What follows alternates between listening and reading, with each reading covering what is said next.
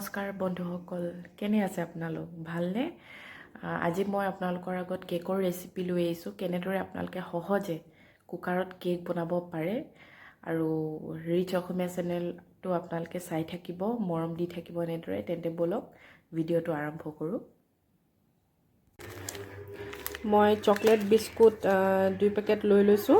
তাৰপিছত ইয়াত এতিয়া মই মিক্সিত ভালদৰে পিচি ল'ম। এনেদৰে ভাঙি ভাঙি মই বিস্কুটৰ টুকুৰাখিনি দি দিওঁ।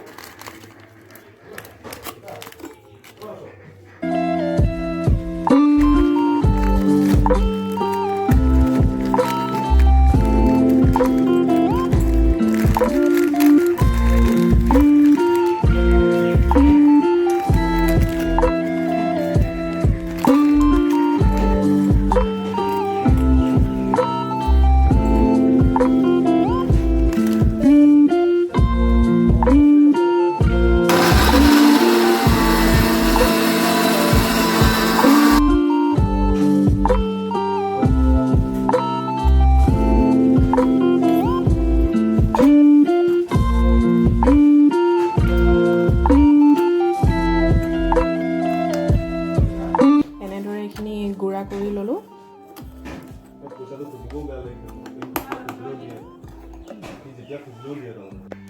এয়া মই কেক বনাবলৈ ব্যৱহাৰ কৰাৰ সামগ্ৰীখিনি মই ইতিমধ্যে লৈ লৈছোঁ। চুজি আৰু ময়দা দি বনাম মই। চুজি ব্যৱহাৰ কৰিম, এইফালে ময়দাৰ পেকেট, আৰু লগতে মই এইখিনি বিস্কুটেৰে চকলেট বিস্কুটৰ গুড়িখিনি পিচি ল'লোঁ।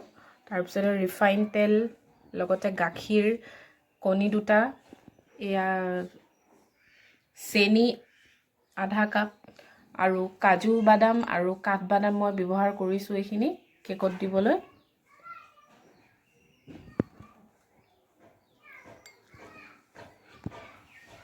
এনেদৰে এটা আপুনি বাতি লৈ ল'ব পাৰে। বা তাৰপিছত মই ইয়াত ব্যৱহাৰ কৰিম এইখিনি বিস্কুটৰ গুড়িখিনি।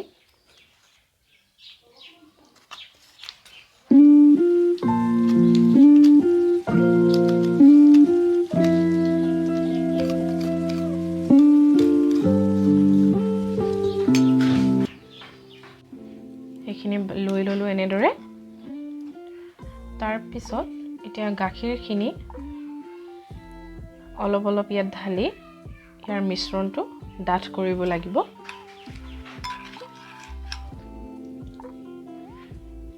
আপোনালোকে সৰহকৈ নাঢালিব গাখীৰ, অলপ কৰি ইয়াৰ ভালদৰে আমি মিহলাই ল'ব লাগিব ইয়াৰ মিশ্ৰণটো।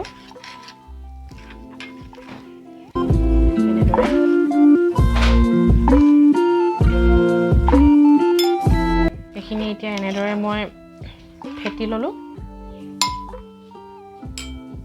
এতিয়া মই ইয়াত কণী দিম।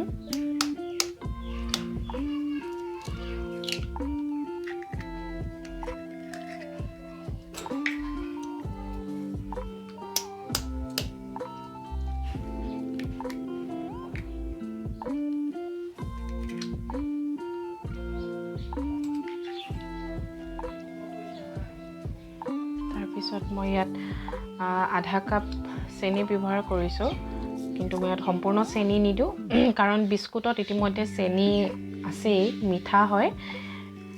মই ইয়াত পৰিমাণ অনুযায়ী দিছোঁ। যদি আপোনালোকে মিঠা বেছিকৈ ভাল পায় খাই, তেন্তে আপোনালোকে মিঠা দিব পাৰে।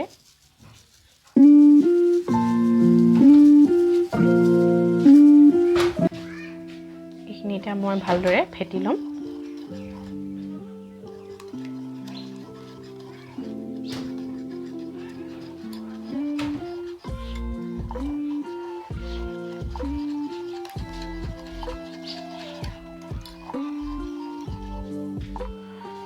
এইখিনি ভালদৰে এনেদৰে মই ফেটি ল'লোঁ। এতিয়া ব্যৱহাৰ কৰিছোঁ 1 কাপ চুজি,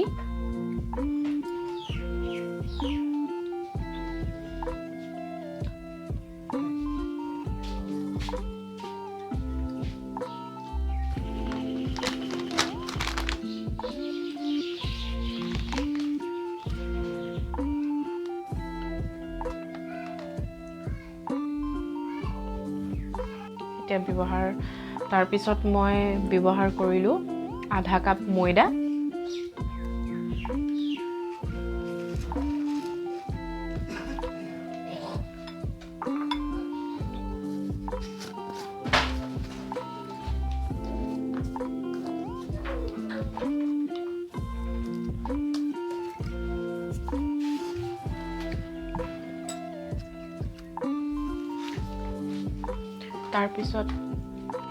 তাৰপিছত ব্যৱহাৰ কৰিছোঁ আপুনি 1 চামুচ দিব পাৰে, মই বেকিং পাউডাৰ ব্যৱহাৰ কৰিছোঁ, 1 চামুচতকৈ অলপ বেছি লৈছোঁ।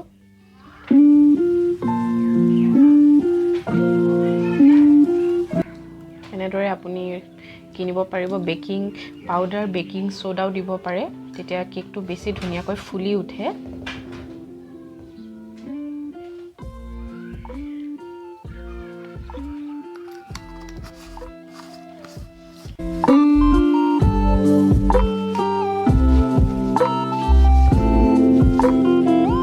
ভালদৰে মই ফেটি ল'ম।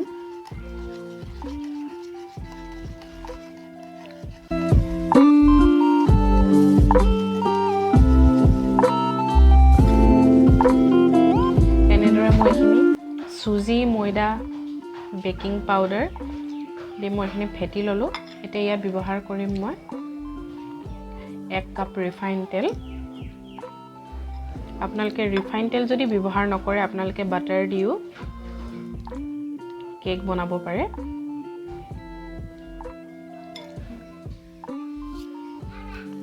এইখিনিতে আমি লাহে লাহেকৈ ভালদৰে ফেটি ল'ব লাগিব।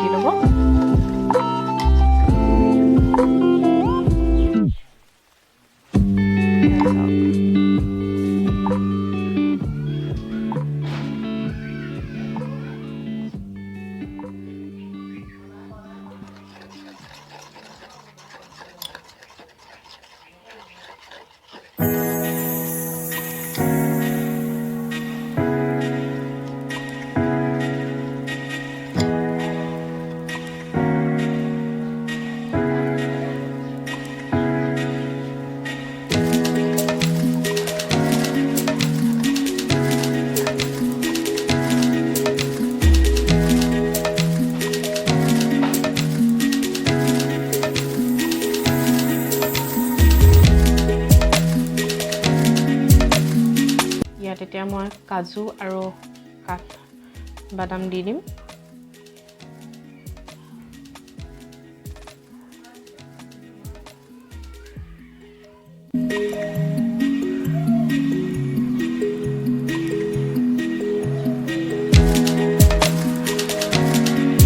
এইখিনি মই এতিয়া এনেদৰে 2 মিনিটমান মই ঢাকি ৰাখিম।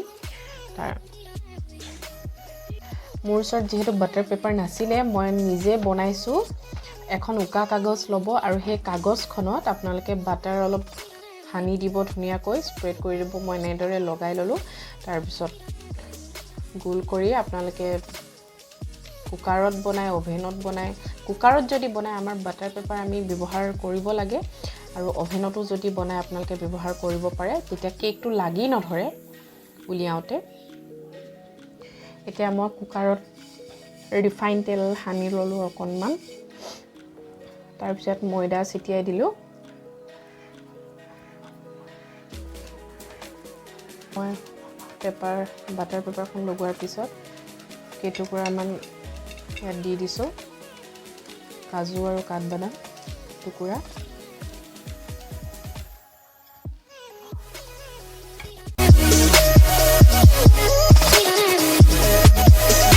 লাহে লাহে মই ইয়াত ঢালি দিম।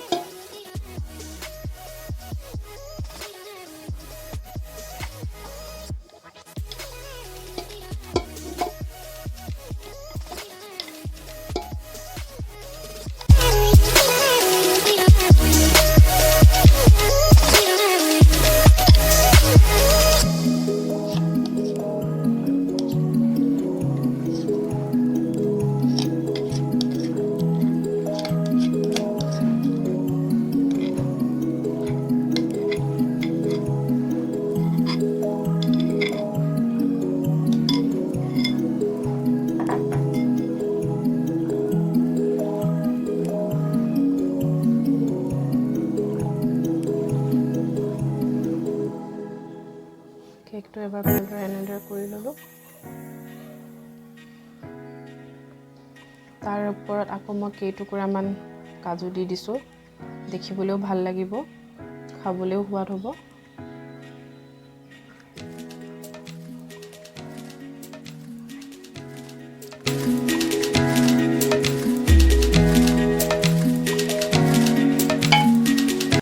এনেদৰে মই এইখিনি ভালদৰে ইয়াত মিলাই দিলোঁ।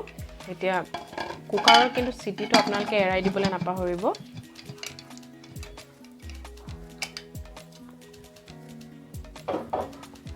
গেছটো জ্বলাই ল'লোঁ আৰু কুকাৰৰ চিটিটো খুলি মই ইয়াত এতিয়া কম চিমনিত মই কুকাৰটো বহাই দিছোঁ।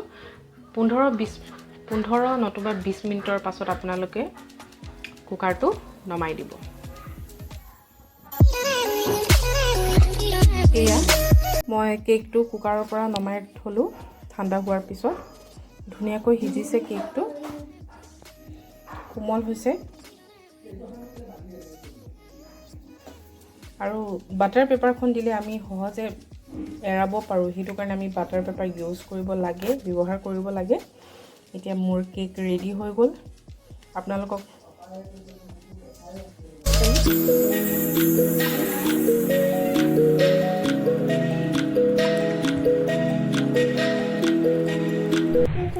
শেষত মোৰ কেক বনোৱাৰ ৰেচিপি চাই কেনেকুৱা পালে আপোনালোকে প্লিজ কমেণ্ট কৰি জনাব। আৰু এনেকৈ আগলৈ আৰু এনেদৰে ভিডিঅ' মই আগবঢ়াই থাকিম আপোনালোকৰ বাবে। তেন্তে আজিলৈ ধন্যবাদ।